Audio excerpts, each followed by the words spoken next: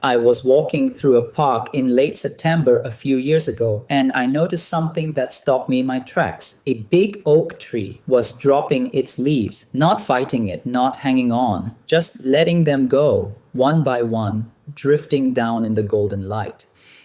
And I remember thinking, wow, that tree looks so peaceful, so calm, but my brain was doing the opposite. That week, I had bought a new planner. I had made a list of goals. I was pushing myself to be more productive after what I told myself had been a lazy summer. I was gearing up, and then I see this oak letting go of everything it had grown all year, and it hit me. The tree is not lazy. The tree is not failing. It's doing exactly what autumn asks. Hey friends, this is East and Inner. I'm Ollie, just me, talking to you. Today I want to share something that might flip your whole idea of autumn upside down.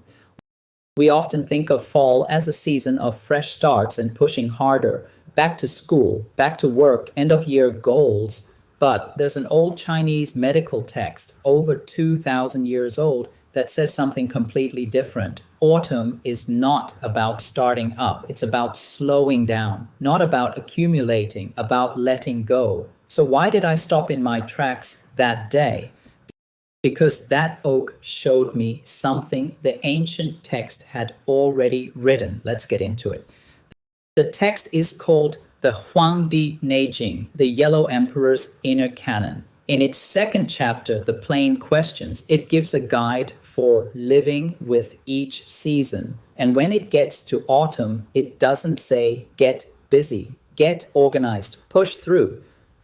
No, it opens with a very soft, quiet phrase. The 3 months of autumn, it says, are called Rong Ping. Rong Ping. Rong means to contain, to hold, to allow, to be at ease. Ping means level, calm, balanced, peaceful. Together, Rong Ping describes a state of calm containment, settling, leveling out. Imagine a lake after the wind dies down. The ripples soften and the surface becomes smooth, like a mirror reflecting the sky. That's Rong Ping. Think about that. It's not the energy of a fresh start. It's the energy of a graceful conclusion. And you know, every culture has a harvest festival. It's like we all instinctively mark this season of accounting. In China, there's the Mid-Autumn Festival with the full moon and mooncakes, families gathering to celebrate abundance. In the West, Thanksgiving. Europe has its own harvest traditions, and Samhain, which eventually became Halloween. These festivals are anchors. They honor the turning of the year. They remind us to take stock, not just of the harvest, but of our own lives. The Neijing's Rong Ping echoes that. It's a call to settle and see what we've grown. Think of it as closing the year's ledger. You sit with the tallies. What grew, what ripened, what you're deeply grateful for. You also note the heavy things you can finally lay down. The ancients understood we need a ritual moment to mark completion. Harvest festivals aren't just about food. They're a collective exhale, a way to say this cycle is done and we are still here. Autumn invites us to do exactly that for our inner lives. The Neijing then describes the qi of the season. It says, heaven's qi becomes sharp and earth's qi becomes clear. You know this feeling. The air gets a crisp, almost biting edge, and the light on a sunny fall day. It's so clear, so bright. It feels like the world is coming into sharp focus before it softens into winter. So how are we supposed to live in this sharp, clear world? The text gives us some very practical advice, and it's not what you might expect. Go to bed early and rise early, in rhythm with the rooster. As the days get shorter, our sleep should follow. We turn inward, honoring the sun's retreat. Modern researchers call these seasonal affective patterns. Shorter days give us less bright morning light. That light shift can change melatonin and serotonin levels. These are the chemicals that control sleep and mood. When the Neijing tells us to rise with the rooster and sleep with the sun, it's actually the oldest sleep hygiene advice on record. It's about syncing our internal rhythms with natural light, simple and wise. Your body runs on the light cycle. It's not a metaphor, it's biology. The ancients noticed the pattern. Modern science confirmed the mechanism, and our culture still tells us to hustle harder in September. And about our minds, that part of us that often revs up in autumn. The Neijing is direct about that too. Keep your spirit mind calm and at peace. Gather and restrain your spirit qi. Think of the difference between a lamp and a bonfire. Summer is the bonfire, autumn is the lamp. Both give light, but the lamp burns steady and low. Steady. It's describing movement. In summer, our energy expands outward. Parties, travel, long bright days, being out in the world. In autumn, the energy is no longer expanding. It's contracting, gathering, moving inward and downward. And the whole point of this guidance, the text says, is to keep the autumn qi balanced within ourselves. If we fight this natural gathering and instead push for summer level expansion, more goals, more speed, more hustle, we create an internal clash. The Neijing warns that this can injure the lungs.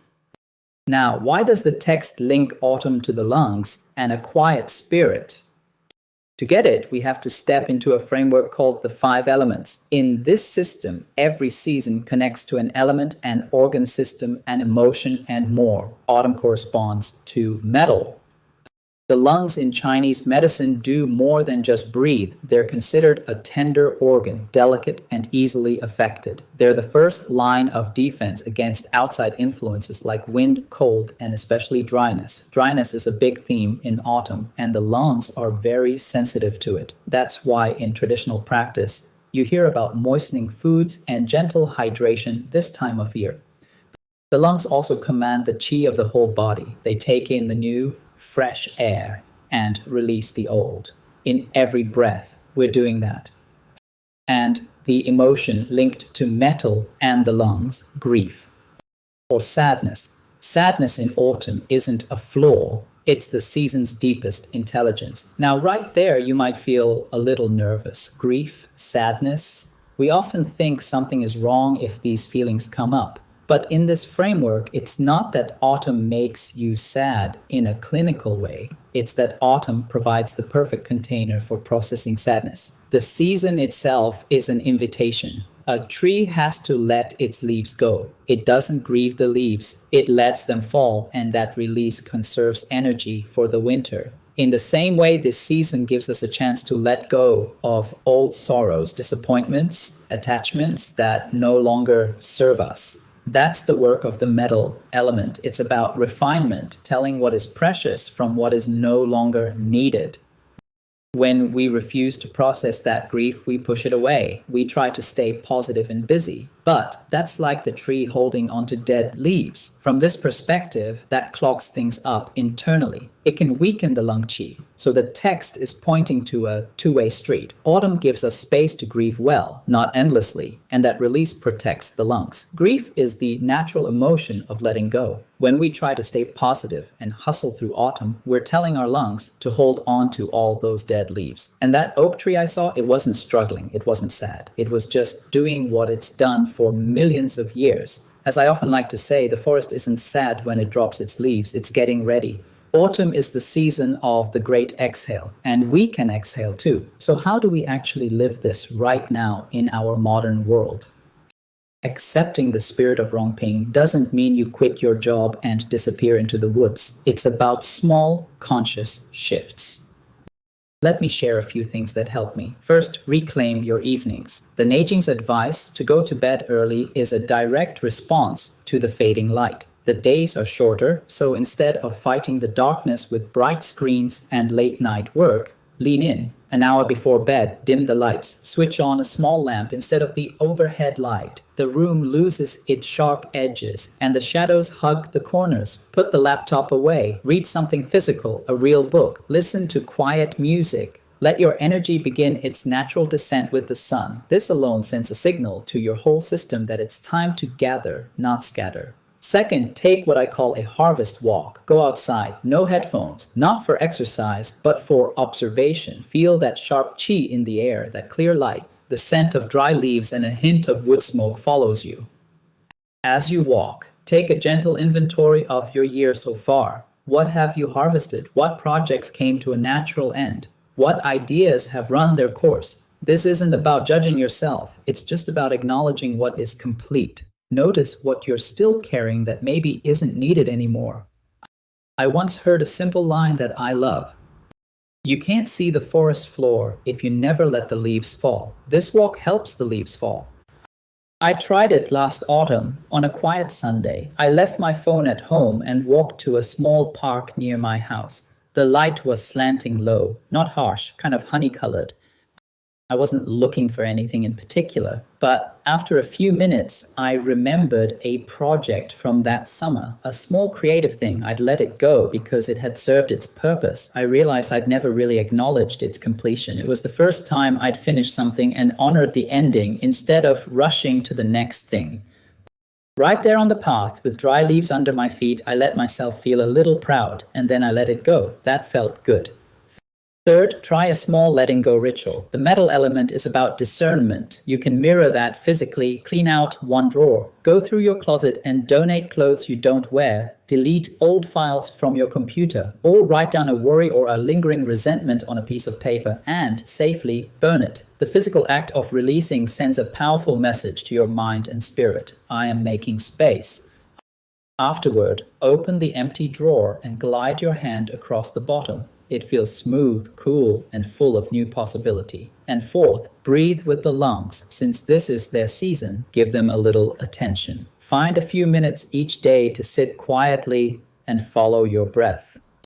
Inhale the cool, crisp air, and with every exhale, imagine you're releasing something you no longer need to carry. A deadline, a tension in your shoulders, a grudge. Notice the slight chill at your nostrils and the gentle rise and fall of your ribs. This is the season of the exhale. Let it be long and slow. Now, you might be wondering about food, because in the TCM framework, diet shifts with the seasons, and autumn is all about countering dryness and supporting the lungs. The advice is to eat moistening, nourishing foods that reflect the harvest. Pears are a classic. They help moisten the lungs. Pumpkin, winter squash, sweet potatoes, honey, white fungus, lily bulb. These show up in soups and teas. A little warming spice can help too, like fresh ginger or cinnamon. Use them in moderation. And if you tend to run hot, go easy on the ginger. Root vegetables are also great because they're grounding. And as the weather cools, ease up on cold and raw foods. They can be harder on digestion this time of year. Think warm, cooked, soothing meals. It doesn't have to be complicated. One warm soup a week counts. And what if you notice yourself feeling a bit more sad or melancholic? That's very normal. It's the metal element's emotional current. The invitation is not to fix it, but to allow space for those feelings to rise and move through you. Let yourself process. That's what the season is for. If it stays heavy for a long time, that's a different matter. But a gentle autumn melancholy is not a problem to solve. It's a note in the music of the year. You might also wonder about the early rising advice. I'm not a morning person either, so let me translate.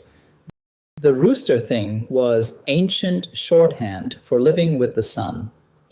In autumn, the sun rises later than in summer, so this is actually permission to sleep in a little longer. The core principle is to synchronize your rhythm with the season. That means honoring the increase of darkness, the yin, and the decrease of light, the yang. Don't force a rigid schedule. Listen to your body and the natural light outside. If you wake with the dawn, that's good. If you're still in bed when the sun is up, that's okay too. The point is to respect rest. Now, you can see why so many of us feel burned out in the fall. Our culture runs on a model of never-ending growth. Every quarter has to be better than the last. The back-to-school push, the end-of-year targets. These are spring-like energies. Spring is about bursting forth new growth. When we force that onto autumn, we create an internal clash. Nature is contracting, and we're trying to expand. The world is quieting down, and we're speeding up. It's like swimming against a current. You might move forward for a while, but eventually you're exhausted. I know that feeling personally. For years, I dreaded autumn. The darkening days made me restless. So I'd cope by doubling down, working late, filling every minute. One October afternoon, I was grinding through a project, and I felt hollow inside, empty. I glanced outside. The maple trees were blazing with color, dropping leaves with such ease.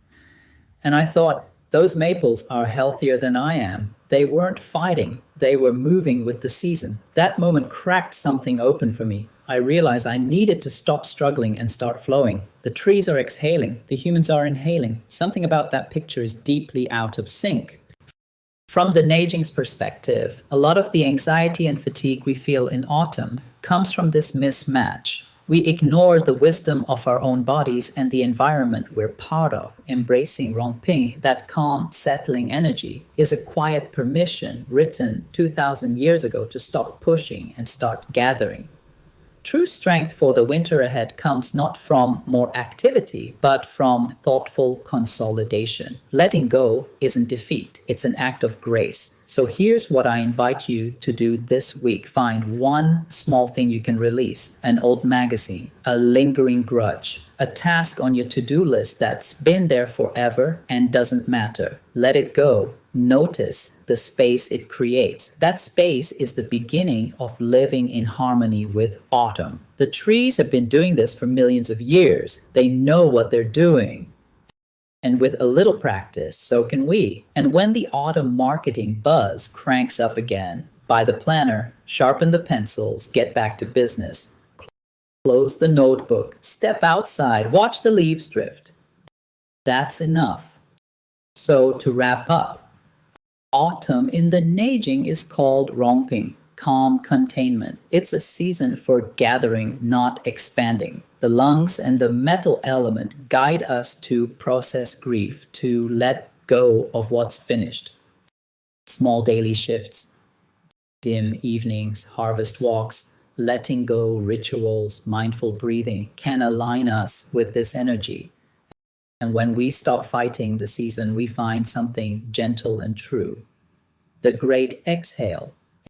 And that's the wisdom autumn offers us, not through hustle, but through grace. Next time on East and Inner, we'll follow the turning of the year. The Neijing's winter chapter is all about storage, going inward, and protecting your deepest reserves. We'll explore what it means to truly rest. Team, thanks for listening. This was East and Inner. If this connected with you, join us on Apple Podcasts. Just search East and Inner. The full written article is at tcmway.net. This podcast is for educational purposes only, not medical advice. Please consult your doctor before making any health changes. Full articles and references at tcmway.net. Talk to you next time.